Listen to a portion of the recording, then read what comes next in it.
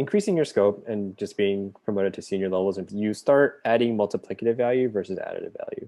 So additive value is, I think, pretty straightforward to understand. It's generally the value that pretty much every junior engineer is doing.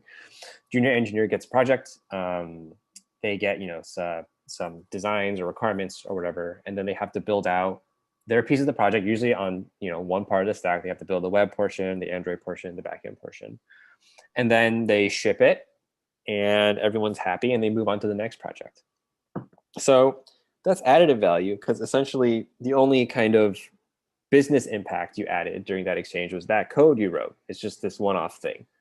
And then you move on to the next one-off thing. So that's additive value. So what's multiplicative value? Multiplicative value is when you start thinking in terms of, okay, this work I'm doing, does it actually leave a legacy? Is it not just this one-off thing that I just ship and then forget about and then move on to the next thing?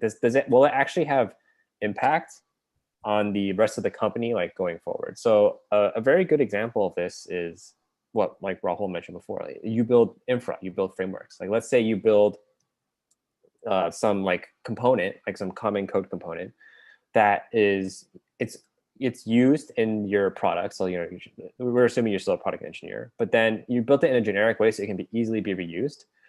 And a bunch of future projects use it, both your future projects and future projects of people in your team, in your org, etc. So that's multiplicative value, because you built this one thing, but it's used by like 20, 30, 40 other engineers, right? So your scope is increased. And this kind of brings me to the core point here, which is, how do you measure what your scope is? Just figure out how many people you're positively influencing. And essentially, the more people you're positively influencing, the bigger your scope is.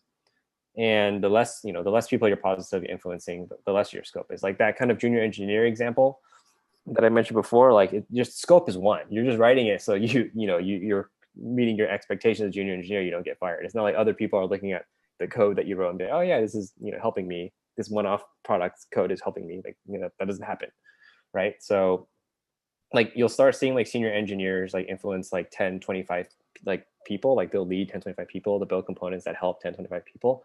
And then like staff will be like 25, 50 people. And then like once you get to like these crazy like principal levels, you'll see engineers like doing either writing code or essentially altering culture and process that affects like 100 to 250 people.